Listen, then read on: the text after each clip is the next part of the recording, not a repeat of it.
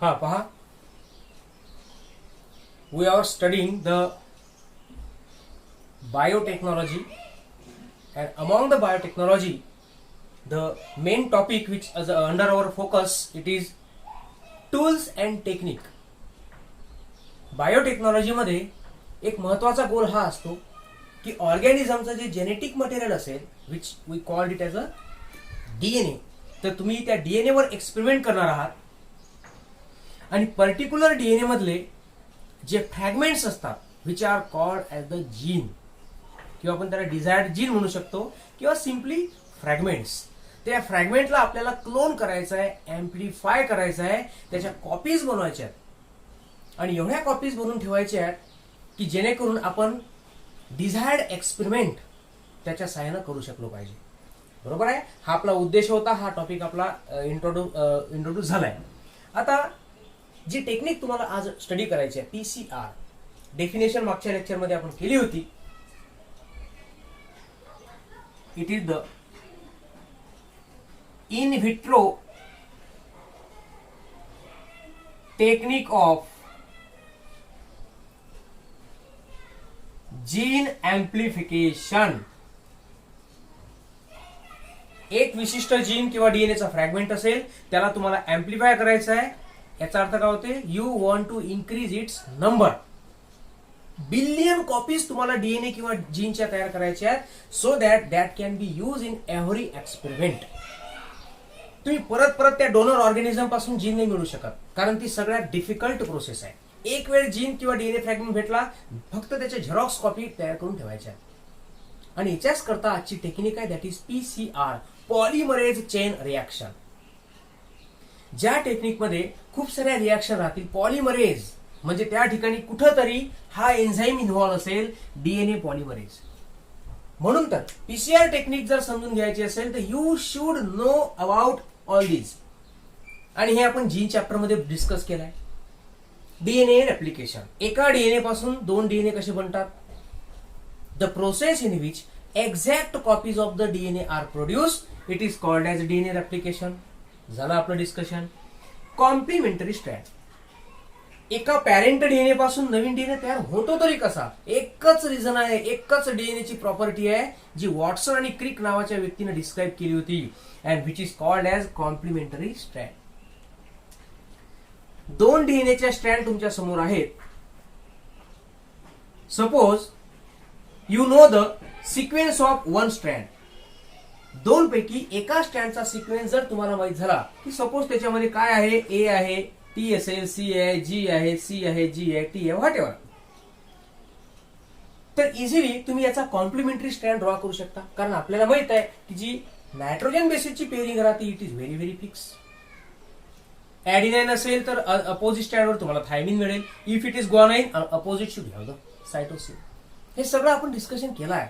तुम्हाला फक्त त्या प्रिन्सिपलला वापरायचं आहे आणि त्याच्या सहाय्यानं पीसीआरची टेक्निक समजून घ्यायची आहे. पीसीआर आपल्याला विकत आणायची गरज नाही आहे, आपल्याला फक्त थेरॉटिकल स्टडी सध्या करायचा आहे.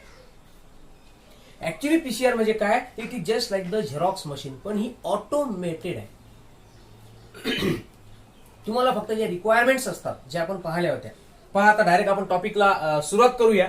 दोन मुद्दे डिस्कस झाले आपले, कॉम्प्लिमेंटरी आणि रेप्लिकेशन. अजून दोन गोष्टी राहिल्या, पॉलिमरेज आणि प्रायमर. हे आठवा, कारण याच्यावरच तुम्हाला हा टॉपिक समजेल.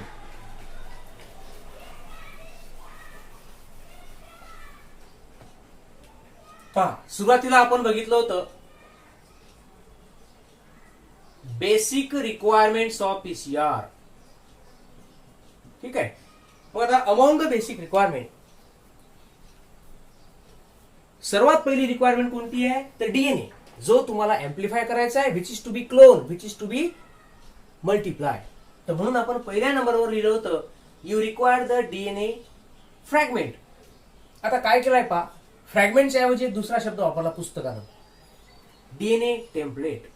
काय शब्द वापरायचा आहे, डीएनए टेम्पलेट. सेकंड आहे विद्यार्थी मित्रांनो डीएनटीपीज. थर्ड आहे आरएनए प्रायमर्स. आणि फोर्थ असतं टॅक पॉलिमरेज. हे सगळं आपण बघितलंय, त्याच्यामुळे मी त्याला एका साईडला मांडून ठेवलंय. आता तुम्हाला एक एक मुद्दा त्यातला रिकव्हर करायचा आहे and try to understand the process of polymerase chain reaction. ठीक. डीएनए टेम्पलेट, जे डायग्राम तुम्हाला बोर्डवर दिसून राहिली तो एक डीएनए टेम्पलेट आहे. टेम्पलेट का म्हटलं असेल हो? एका डीएनए, एक ओरिजिनल डीएनए तुमच्याकडे आहे.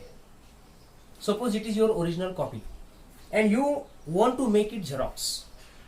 मग ओरिजिनल कॉपीच्या साह्यानं तुम्ही झेरॉक्स तयार करता. मग ओरिजिनल कॉपी काय झाली? तो झाला तुमचा एक साचा. त्याच्या साह्यानं तुम्ही त्याला कॉपी करता, है ना, कार्बन कॉपी करून राहिलो ना आपण. तर म्हणून जो डीएनए तुमच्याकडे अवेलेबल असेल,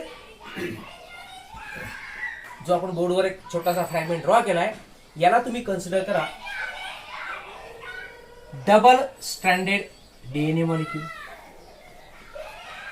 आता एक महत्वाचा मुद्दा, याच्या कॉपी करायच्या आहेत म्हणजे तुम्हाला रेप्लिकेशनच करायचं आहे.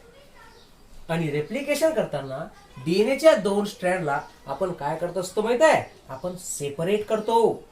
सेपरेट केल्यानंतर या डीएनए स्ट्रँडवर काही न्यूक्लियोटाइड असतील, खालच्या स्ट्रँडवर काही न्यूक्लियोटाइड असतील. त्याला कॉम्प्लिमेंटरी न्यूक्लियोटाइड टाकले की नवीन स्ट्रँड तयार झाली ना. अरे समजून राहिले का? फक्त टॉपिकचं नावच जरा किसकट आहे, पॉलिमरेज चेन रिॲक्शन. ऍक्च्युली काहीच नाही आहे. It is similar to that of the replication. फक्त ती प्रोसेस आपल्या सेल मधली घडली आहे, नॅचरल प्रोसेस आपण डिस्कस केली आहे. आता तुम्हाला स्वतःहून आर्टिफिशियली लॅबोरेटरीमध्ये डीएनए ला एम्प्लिफाय करायचं आहे. ठीक आहे. ज्या गोष्टी सेलमध्ये अवेलेबल असतात, प्रॉपर टेम्परेचर, प्रॉपर एन्झाईम्स, है ना, एक काही रॉ मटेरियल असेल, that all things are available in readymade form in the cell. इथं तुम्हाला त्या गोष्टी अवेलेबल कराव्या लागतील. म्हणून तर आपण बेसिक रिक्वायरमेंट डिस्कस करतो. तुमच्याकडे 4 गोष्टी आहेत, तुम्ही बनवल्या. डीएनए टेम्पलेट तुमच्याकडे आहे, त्याचा सिक्वेन्स तुम्हाला माहित आहे. तर कारण तो डिझायर्ड आहे आणि तुम्हाला हे माहित असलं पाहिजे की हा डिझायर्ड जीन काहीतरी एक पर्टिक्युलर प्रोटीन तयार करतो. Suppose it code for the insulin, haemoglobin, myoglobin, keratin, जे असेल ते काहीतरी विशिष्ट फंक्शनल प्रोटीन तो तयार करतो आणि मला त्याच्या कॉपी बनवायच्या आहेत म्हणजे आहेत. डीएनए बनवायचा आहे, न्यूक्लियोटाइड लागतील. मग हे काय न्यूक्लियोटाइड? डीएनटीपी, डीएटीपी, डीसीटीपी, डीजीटीपी अँड डीटीटीपी बनवून ठेवून दिले. जेवढे जेवढे तुम्हाला डीएनए पाहिजे तेवढ्या क्वांटिटीमध्ये मी सगळे न्यूक्लियोटाइड बनवून ठेवून दिले. बनवून कुठे ठेवले? खिशात ठेवता येत नाही. याच्याकरता एक प्रॉपर मीडियम लागते, त्याला न्यूट्रिएंट मीडियम म्हणतो. ठीक आहे, ओके. आता प्रोसेस सपोज स्टार्ट झाली. आपण आज डिस्कस करणार आहोत मेकॅनिझम ऑफ पीसीआर. कारण रिक्वायरमेंट आपली पाहून झाली होती, त्याच्या आधारावर आपण डायरेक्ट प्रोसेस स्टार्ट करू आणि सोबत सोबत तुम्हाला रेप्लिकेशन पण समजून जाईल. आता काय केलं जाते? एक तर पीसीआर म्हणजे काय? तर it is an automated thermal cycler. शब्द लक्षात ठेवा मित्रांनो, ऑटोमेटेड थर्मल सायकलर. ऑटोमेटेड म्हणजे काय? स्वयंचलित. तुम्हाला फक्त काही इलेक्ट्रिसिटी वगैरे त्याला प्रोव्हाइड करायची आहे. अर्थात कोणती मशिनरी असेल तर it should require some power. Thermal cycle, thermal म्हणजे हिटिंग. म्हणजे तुम्हाला जर डीएनएच्या स्ट्रँड सेपरेट करायचे आहेत तर तुम्ही एन्झाईम नाही वापरू शकत, कारण जो एन्झाईम आपल्या सेलमध्ये आहे तो सेलमध्येच काम करेल. It can not work artificially. Okay, काही एन्झाईम आपण आर्टिफिशियली वापरू शकतो, बट नॉट ऑल.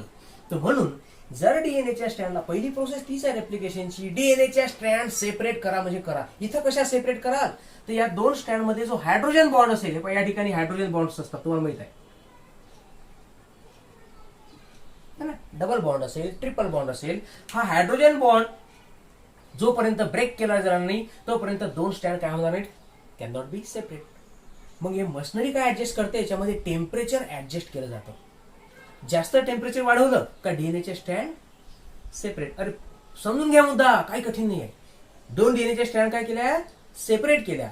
आता याच्यामध्ये जे न्यूक्लियोटाइड आहेत कॉम्प्लिमेंटरी, एक एक कॉम्प्लिमेंटरी न्यूक्लियोटाइड ऍड करा. टेम्परेचर कमी केलं, काही न्यूक्लियोटाइड जॉईन होतील. जॉईन झाले म्हणजे डीएनए तयार झाला. ओके, सेपरेट का केली मी? कारण मला त्याचा यूज करायचा आहे एक टेम्पलेट म्हणून, साचा.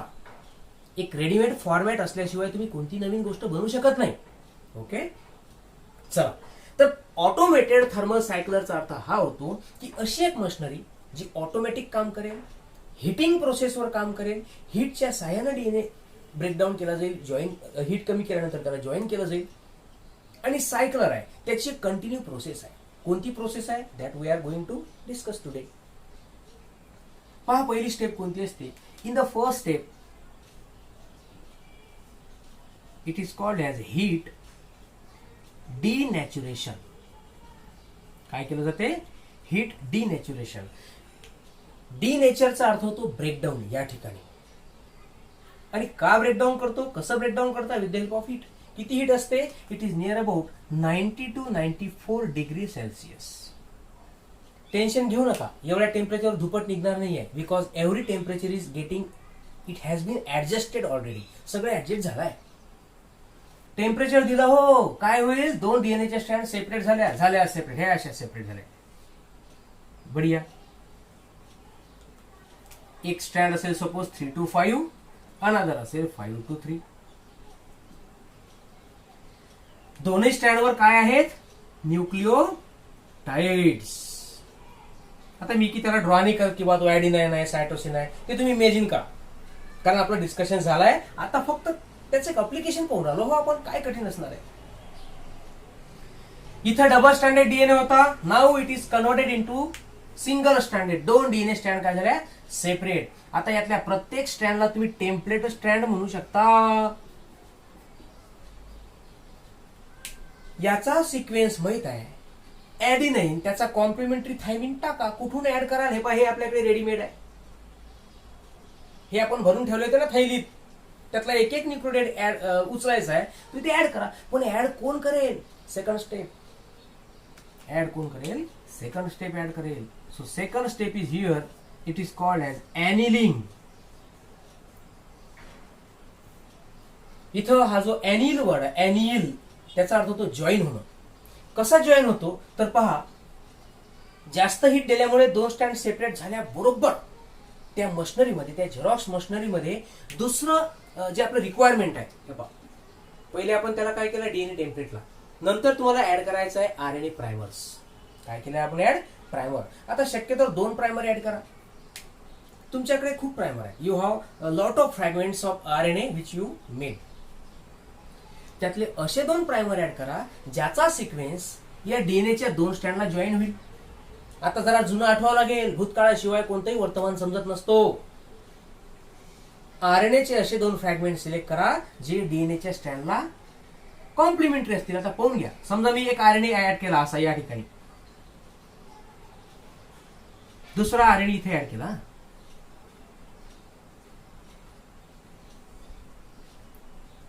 आणि एक मुद्दा लक्षात ठेवायचा आहे, आरएनए प्रायमर कसा असतो? It always attach in 5' to 3' direction. हा फ्रॅगमेंट थोडा लॉंग असेल है ना. आपण बोर्डच्या अभावी जे स्पेस असेल, तुमची मोबाईलमध्ये स्पेस कमी येते म्हणून आपण ते डायग्राम थोडी शॉर्ट ड्रॉ केली आहे, पण तेवढं तुम्ही समजू शकता. तर 2 आरएनए प्रायमर ऍड केले आहेत. आरएनए प्रायमर कुठं अटॅच होतो? डीएनएच्या 3' एंडला. मुद्दे लक्षात ठेवा, हे ऑब्जेक्टिव्ह मध्ये परेशान करतील. रेप्लिकेशन कोणाचं पाहून आलो? डीएनएचं. मधात काय आला? आरएनए. का आला? विचार करत बसता लेक्चर होईपर्यंत किंवा नंतर मला सांगा. आणि आलं नाही तर शेवटी तुम्हाला उत्तर सांगावंच लागेल, पण डिस्कशन करू आपण. तर आरएनए प्रायमर म्हणजे असा आरएनएचा छोटासा फ्रॅगमेंट जो डीएनए रेप्लिकेशनला, डीएनएच्या कॉपी करण्याच्या प्रोसेसला स्टार्ट करतो, इनिशिएट करतो. म्हणून तर त्याला आपण नाव देतो प्रायमर. ठीक आहे. इथं प्रोसेस जस्ट स्टार्ट झाली, अजून पूर्ण डीएनए बनला नाही, कारण डीएनए बनवण्याकरता तुम्हाला आणखी न्यूक्लियोटाइड पाहिजे. आता हे न्यूक्लियोटाइड कुठून आणसाल? ये इधर उचला, एक एक टाका. आपण नाही टाकू शकत हातानं, आपण फक्त मशिनरीमध्ये ऍड करू. विशिष्ट ठिकाणी विशिष्ट न्यूक्लियोटाइड कसा जॉईन होईल हे सगळं डिपेंड असते एका एन्झाईमवर. And that enzyme is mention here, Taq polymerase. आणि याचा अर्थ काय होतो? Thermus aquaticus. हे डिस्क्रिप्शन आपण ऑलरेडी बघितलं आहे की थर्मस ॲक्वाटिकसचं मिनिंग काय होते. असा एक एन्झाईम जो हाय टेम्परेचरला काम करू शकतो ओव्हर हिटिंग जरी झाली असेल त्या मशिनरीमध्ये, त्या डिव्हाइसमध्ये, पण त्याचा इफेक्ट त्या पर्टिक्युलर एन्झाईमवर होणार नाही, कारण एन्झाईम जर डिस्ट्रॉय झाला तर आपला एक्सपेरिमेंटच सक्सेसफुल होणार नाही. ओके, तर ठीक आहे, हा घेतला आपण थर्मस ॲक्वाटिकस. आता काय केलं जाईल, आरएनए प्रायमर ऍड केला, आपण न्यूक्लिओटाइड सुद्धा ऍड केले, आणि न्यूक्लिओटाइड ऍड केल्याबरोबर तुम्ही ऍड काय करा, एन्झाईम. त्याचा टायमिंग सेट असतो बरं. आता मी तर तुम्हाला मनानं सांगून राहिलो ऍक्च्युली कोणत्या स्टेपला किती मिनिटं लागतील. ह्याच्यात पूर्ण प्रोसेस आपण बघून राहिलो. 2 स्टेप झाल्या, तिसरी स्टेप पण असेल एक. हे ऍक्च्युली ॲनिलिंग इथंच संपली, इथं लेबल करायला पाहिजे आपण ॲनिलिंग. ठीक आहे, आता याच्यानंतरची जी तिसरी स्टेप आहे इथं स्टार्ट होईल, त्याला मी नाव देतो एक्सटेन्शन. काही कठीण नाही आहे, पहा आता एक्सटेन्शन कसं होतं. हा एक पहिला डीएनए होता आपला, कोणता, 3' to 5' डायरेक्शन, है ना. नवीन स्टँड तयार होईल पहा, आरएनए प्रायमर तर आहेच. आता याच्या समोर एक एक न्यूक्लिओटाइड ऍड केला जाईल पहा अशा पद्धतीनं, आणि याला जॉईन कोण करेल माहित आहे, याला जॉईन केलं जाईल विथ द हेल्प ऑफ कोणता एन्झाईम, टॅक पॉलिमरेज. पॉलिमरेज एन्झाईमच्या शिवाय रेप्लिकेशन घडत नाही. Very important enzyme among the complete replication process. तोच न्यूक्लिओटाइड सिलेक्ट करतो, तोच न्यूक्लिओटाइडला ऍड करतो, आणि सेम एन्झाईम न्यूक्लिओटाइडला जॉईन सुद्धा करतो. डीएनए स्ट्रँडला बनवणारा मेन एन्झाईम कोणता असेल तर डीएनए पॉलिमरेजच असतो. लक्षात ठेवायचं आहे, पॉलिमरेज नावातच आहे, which can add many nucleotide to make the DNA strand. DNA बनवायचा आहे, डीएनए पॉलिमरेज आपण यूज करतोय. तर अशा पद्धतीनं 2 डीएनएचे स्ट्रँड आपण बनवतोय. एक बनली, एका डीएनएची स्ट्रँड, समजा हा पहिला टेम्पलेट आहे, इथं कॉम्प्लिमेंटरी स्ट्रँड बनली, एक इथं बनेल. ठीक आहे,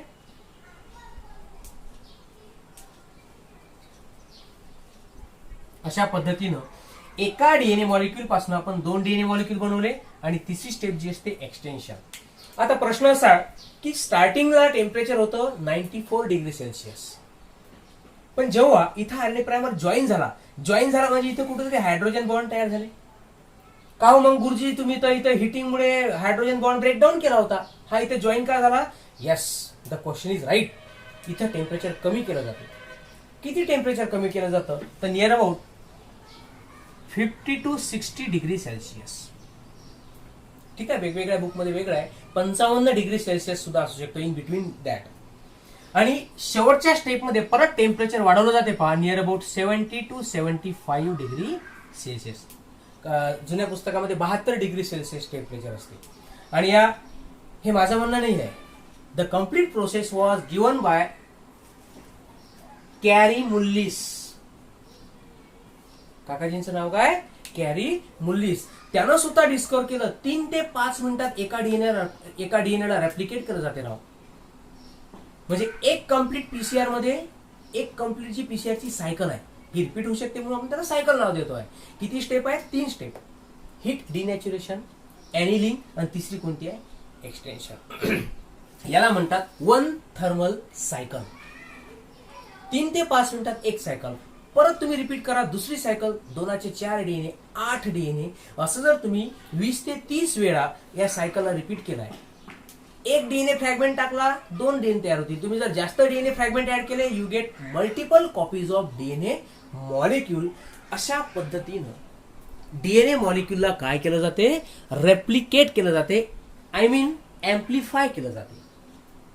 कळत आहे तुम्हाला?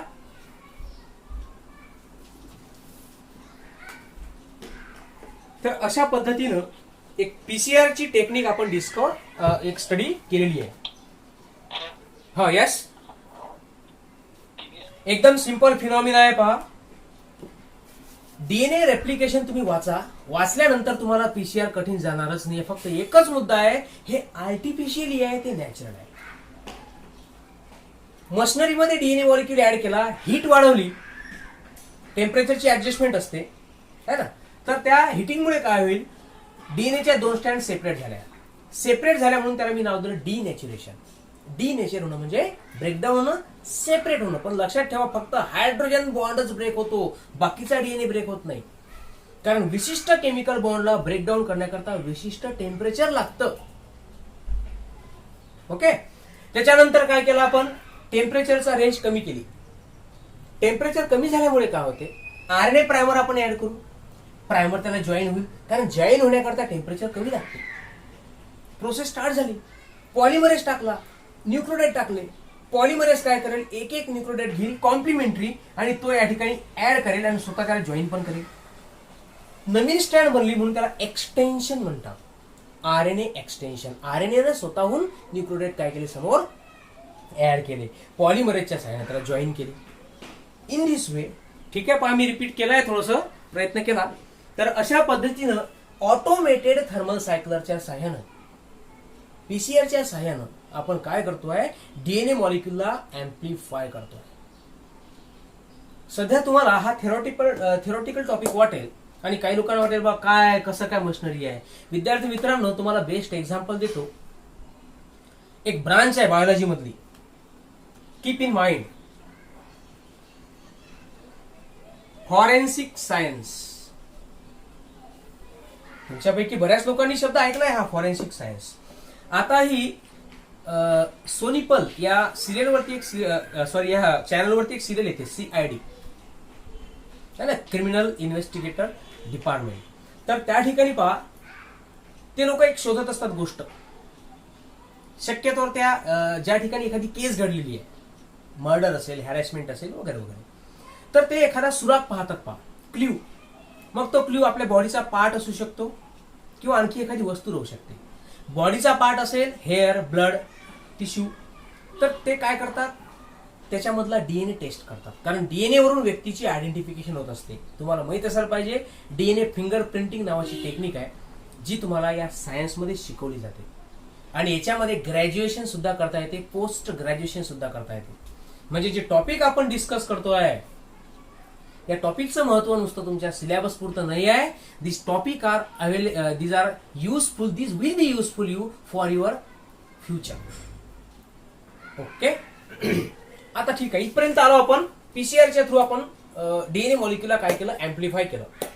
आता याच्या समोर काय कराल, तुम्हाला डीएनए मॉलिक्यूलचे फ्रॅगमेंट बनले, तुम्ही त्याच्या कॉपी बनवल्या, पण ह्या कॉपीज तुम्ही जास्त काळापर्यंत टिकून नाही ठेवू शकत. The copies which we have produced by using the PCR, we cannot keep them up to lot time. जर तुम्हाला ह्या डीएनए फ्रॅगमेंटला स्टोअर करायचं असेल, एखाद्या ठिकाणी जर साठवायचं असेल, तर तुम्हाला त्याच्याकरता एक टेक्निक वापरायची, त्याला आपण बायोलॉजिकल टेक्निक म्हणतो, आणि ती असते लायब्ररी. कोणती असेल, लायब्ररी. आणि लायब्ररीच्या सहाय्यानं तुम्ही हजारो बिलियन्स कॉपी ज्या राहतात डीएनएच्या, तुम्ही स्टोअर करू शकता फॉर लॉट ऑफ टाइम. जेव्हा तुम्हाला गरज असेल, you can use that for your technical purpose. ठीक आहे. तर आपण शेवटचा मुद्दा एक बघून घेऊ की या फ्रॅगमेंटच्या समोर काय केलं जाते.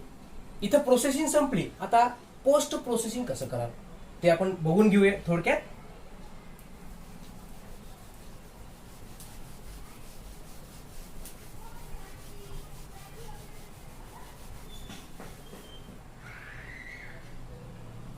After PCR technique, there is a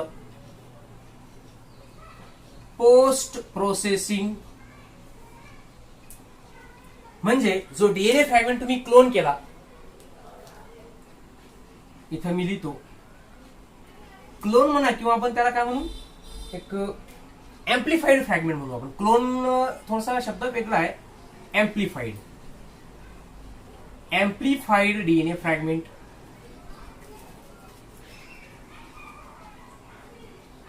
काय केलं जाईल पहा,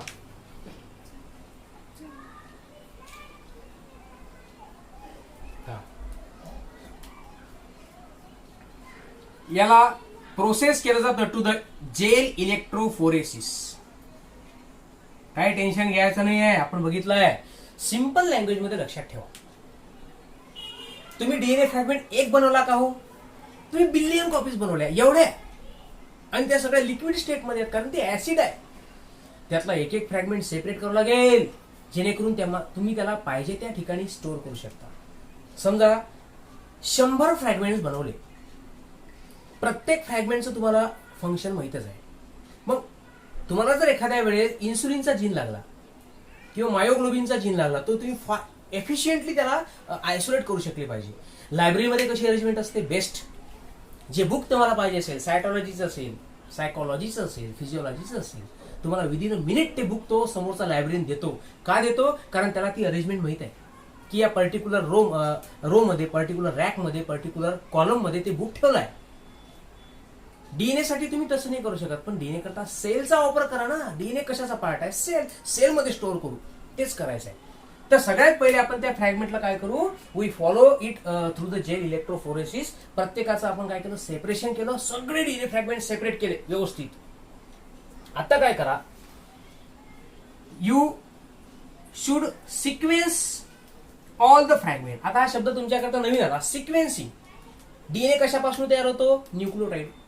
होऊ शकते यातल्या एखाद्या फ्रॅगमेंटचा सिक्वेन्स तुम्हाला कन्फ्युजिंग वाटत असेल किंवा तुम्ही कन्फर्मेशन करता परफेक्टली तुमचा आन्सर आहे का नाही हे चेक करण्याकरता पूर्ण डीएनए फ्रॅगमेंटचं तुम्ही काय करा, सिक्वेन्सिंग करा. सिक्वेन्सिंग म्हणजे प्रत्येकाचा सिक्वेन्स माहित करा की या डीएनए फ्रॅगमेंटमध्ये कोणते न्यूक्लियोटाइड आहे, हा कोणता प्रोटीन तयार करेल, त्याला काय म्हणतात, सिक्वेन्सिंग. ही सुद्धा एक टेक्निक आहे. सिंगर अँड निकोल्सन नावाचा व्यक्ती आहे, त्या सायंटिस्ट लोकांनी हे डिस्कवर केली आहे आणि त्याच्याकरता सुद्धा एक लॅबोरेटरीचा वापर केला जातो. तर सिक्वेन्सिंग करून पाहिलाय आपण. त्याच्यानंतर काय करू, आता तुम्हाला डीएनए फ्रॅगमेंट येत आणि त्याचं स्ट्रक्चर पण माहित आहे. आता काय करा, insert all this fragment are inserted into cloning vector. बस शेवटच आहे, 5 मिनिटाचा टॉपिक राहिला. Cloning vector.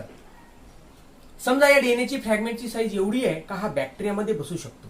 मग काय करा, बॅक्टेरियाच्या सेलमध्ये बॅक्टेरियाचा जो डीएनए आहे त्या डीएनए मध्ये या फ्रॅगमेंटला ऍड करून ठेवा. आपल्याकडे काय आहे, डीएनए नाही आहे, आपल्याकडे डीएनएचा छोटासा फ्रॅगमेंट आहे. मग फ्रॅगमेंटला सगळ्यात पहिले डीएनए मध्ये तुम्हाला अटॅच करावं लागेल. काही कठीण नाही येणार आहे. सेल स्टोअर करायचे. सेल कुठं स्टोअर होईल, बॉडीच्या शिवाय सेल बाहेर कुठं स्टोअर कराल. डीएनए स्टोअर करायचा आहे तर सेल लागेल, फ्रॅगमेंटला स्टोअर करायचं तर डीएनए लागेल, है ना. म्हणून inserted all the fragment are inserted in the cloning vector. आणि टेन्शन घ्यायचं नाही, क्लोनिंग वेक्टर म्हणजे डीएनए होय. मग तो बॅक्टेरियाचा वापरा, व्हायरसचा वापरा की आणखी कोणाचा वापरा, आर्टिफिशियल वापरा. आता काय करायचं आहे, आपण हे सगळे फ्रॅगमेंट क्लोनिंग वेक्टर मध्ये टाकल्यानंतर आता तयार होईल काय, तर जीन लायब्ररी. क्या बात है. ऍक्च्युली जीन लायब्ररीमध्ये काय असते, समजा मी एक्झाम्पल घेतलं ई कोलाय नावाची सेल, तर ई कोलाय सेलच्या डीएनए मध्ये मी माझा फ्रॅगमेंट ऍड केलाय. मग suppose there are 100 fragments of DNA, you should select the 100 E coli colonies, है ना. 100 नंबर ऑफ काय ई कोलायच्या सेल आहेत, प्रत्येक सेलमध्ये एक एक डीएनएचा फ्रॅगमेंट तुम्ही ऍड करून टाकलाय. जेव्हा जेव्हा तुम्हाला डीएनए फ्रॅगमेंटची गरज असेल, you can easily isolate by studying the E coli cell. So this is the best procedure of the amplification. सेलच्या साहाय्यानं सुद्धा डीएनएला क्लोन करता येतं, ते आपण बघणारच आहोत, कारण आरडीएनए टेक्निक तुम्हाला आहे समोर, पण त्याला वेळ लागते.